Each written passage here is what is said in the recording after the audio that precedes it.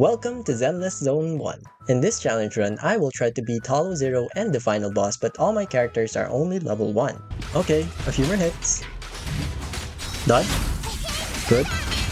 Let's go! Finally! It took like 2 hours! Wait. Oh no. Oh shit. But why? Because therapy costs money, but going insane is absolutely free. I already did this back in CBT2, so that pretty much confirms that it's possible, right?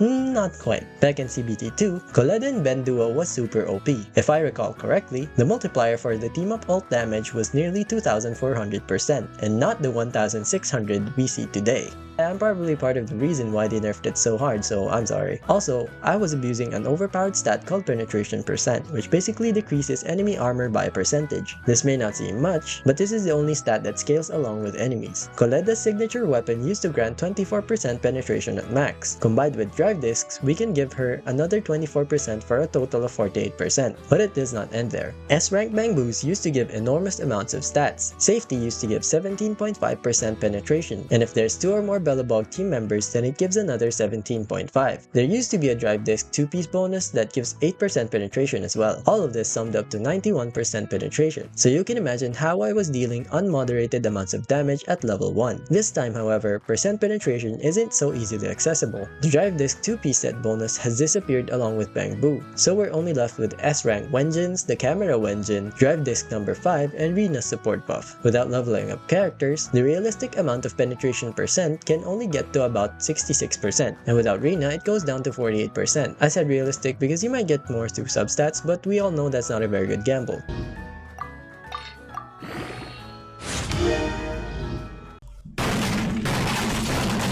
However, it's not all nerfs. Back in CBT, you needed to unlock character passive bonuses, and you can only unlock them from level 15 onwards. This time, we unlocked them from the get-go, so that's one. Another is that we get switch assist triggers from all supports now instead of just Sokaku. Then not just that, we get off-field supports now as well. And the final factor is the anomalies. Anomalies were more like a cherry on top back then, but they have a whole role dedicated to it now, so it seems to be a pretty big deal. I have no idea if this is going to scale well into the late game yet, but right now it seems to be doing pretty well for me. So the question remains, can you beat Hollow Zero core with only level 1 characters? Between all the buffs and debuffs to this challenge in CBT2, is this still possible? Hoyo nerfed all my gear last time because they don't want it to happen again, so theoretically, they already locked me out of this, right? Nah, I'd clear. Hopping into the game, the first few parts are introductory, so they're pretty easy, and the only real enemy is my ADHD. Of course, the first thing I do after the intro was look for sources of my best friend, penetration %. And I was happy to see that there are still S-rank Wenjins that give this stat. Even better is that you can get them in the shop guaranteed after you save up 600 of these things. Something that's off about it though is that you can only use it on anomaly and support, so I'm pretty much locked out of any DPS characters. I'm glad to see that General Chop's buffs aren't nerfed though. It reminds me of Monster Hunter and I love that game. Anyway, I don't even have Hollow Zero unlocked yet, so I just progressed through the story. And then he was introduced. My greatest foe. That's right, this guy right here is the one that made this challenge so much harder than it already is back when I first did it. But thankfully, he's pretty much a sitting duck in the story, so I just part ways with him for now. There's something I didn't tell you earlier because I was waiting to unlock the gacha. It's that I already decided what team I'm aiming for, and that's Coletta, Lucy, and Piper. Okay, I know what that makes me look like, but hear me out. The only DPS I can go for is someone from Anomaly or someone from Support, because the pen ratio S-rank Wenjins are better on those roles. The best DPS from the support role side is Sokaku, because she has a lot of adaptable shenanigans, and even more than that, she's free from clearing Shiyu Defense Stage 3. However, building her as a DPS is kind of a waste because she's a godlike support. Meanwhile, the others from the support class are way too clunky to be used as DPS. Maybe Lucy, but at best, she's in the same predicament as Oni Girl. Now that makes me consider the Anomaly side. There's really only 2 of them for now, and either of them seems to be a good contender for DPS, so I will let the gacha decide my fate. やっとお会いできましたわね。このリナにお任せを。 Well, the results are up. My S rank from the guarantee is Rina and I got Piper as well. It's actually only at this point that I realized that I get to use their passives without leveling up, and I thought that was a little gift from Hoyo. And what's more, Rina's passive gives pen %. Why do I have the feeling that they know what I'm doing and they're watching me? Anyway, now that it's decided that Piper will be the main DPS, then the best candidate for support is Lucy to activate both her passive bonuses. I decided that adding a stunner is the best for the last slot. Either a physical stunner or fire stunner is ideal to activate their bonus, and the only character that fits the description one is the old trusty carry from last time, Coletta. Thus the team, Coletta, Lucy, and Piper. At least, that's what I wanted to play. But I only got one of them, so temporarily it will be Anby, Rena, and Piper. Anyway, after putting Pearlman in the trash bin and meeting with Shepard that night, we unlock Hollow Zero. The Rosonia aren't as important here because the Rosonia's effects will only really be felt if we play longer than 2 floors. Right off the bat, we're sent to the Ethereals as a test. Now I will demonstrate one of the cheap tactics that we will be using throughout this challenge. I call this wall bang. Basically, you knock back enemies into a wall, preferably a corner, to group them up nicely and deal your AoE better. Don't mind the gameplay. I forgot Anby's combo and I was trying to replicate it. It's been 7 months since I last played after all. The first level was pretty easy. It's pretty easy. I said, it's pretty easy. There we go, not even close. After that, I realized there's a whole other floor, and with Anby dead, I just had to restart, man. Oh man, I'm gonna go insane. After restarting the run, I finally got back to this teleporting boss. This guy's attacks are all telegraphed just really fast, so if you can, find a wall that you can hide behind whenever he charges this attack. However, this is easier said than done because he can just teleport onto you anyway to close the gap. Also, if you have a skill issue like me, then the teleport attacks can end your run. Look at how this dumbass plays. Gets hit twice and doesn't even think to panic dodge. But that's okay, I learn. Never mind, I'm a dumbass. Eventually we beat this guy, no sweat. We finished the test, now we're officially promoted to Hollow Zero Investigators.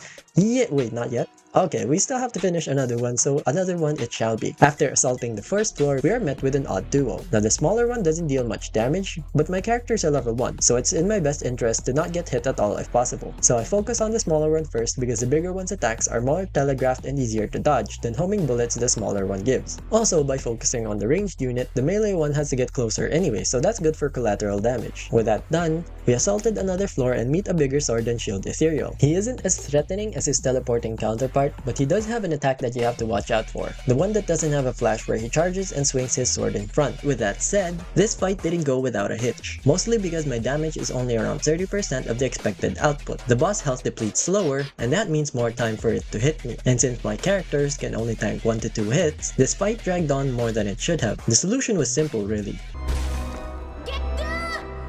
And that's exactly what I had to do. If I were to have any hope of completing this challenge, then I must at the very least become the skill ceiling. And this fight is a good opportunity for me to improve. I fought tooth and nail to shave pixels off his HP bar. This was a battle of attrition, one that I eventually completed through having no life. With him defeated, we earn our official status as legal investigator for Hollow Zero, as well as unlock Proxy Promotion 1. Man, it's hard living a double life, you know. What's even harder is a Proxy Promotion test without leveling up. Drive discs hasn't been unlocked here yet, so it's only the Wengeance that will give the base stats. There's 3 waves to this promotion test. The first one is a gang of Ethereals. All I need to do is not get hit and kill enemies. Wait, isn't that the objective every time? Anyway, if you kill the 2 smaller ones, the big one is as good as dead. The second wave is the big ethereal. It's pretty slow, it just has a lot of HP, so there's really not much to note here aside from his multiple smash attacks. If you're confident, you can farm this move for dash counters, but if you do choose to move away, then just watch out for the jump at the end. The last wave is the armored dog. This one is actually pretty hard in my opinion, mostly because I only recall fighting one of these back in CBT2, and the rest don't have the armor. This guy was the tankiest of tanks I had to fight so far. The pixels of damage weren't even coming through this time. Ultimates only take about 1% of its HP. Now that in and of itself isn't a problem. There's one move in particular that's pretty hard to spot, and that's the one where it attacks once and then does 2 follow-up moves afterwards. This attack alone already got me to restart once. I knew that just keeping an eye out is not enough, so I had to devise another cheap tactic. I realized that all of its melee attacks show gold prompts. That means I can use switch parry to block the attack instead of trying to dodge it. That way, I don't need to know when it will do the 2 follow-up attacks. But this tactic has an issue. Switch parries can only be done a limited number of times. That's where the stun bar comes into play. Usually, it would take 3 or 4 parries before I can stun this dog, and when it gets back up, I will only have a maximum of 2 parries left. Ultimates restore 3 bars, and using it on Anby will build up around 50% days. That means if I time the ultimate before it attacks, then I can save my bars while also building up the days meter. Also, when the days meter is full, then I can restore even more bars. This means that I can perpetually stun this guy by going through a 2-part cycle. The first stun will be because of parries, and this will charge the ultimate. The second one uses the ultimate and then recharges the parry bars. Abusing this cycle eventually lets me beat this boss. With that done, I need more XP to unlock more Hollow Zero levels, and it turns out there's a commission with XP to help me level up. Oh no. Not you!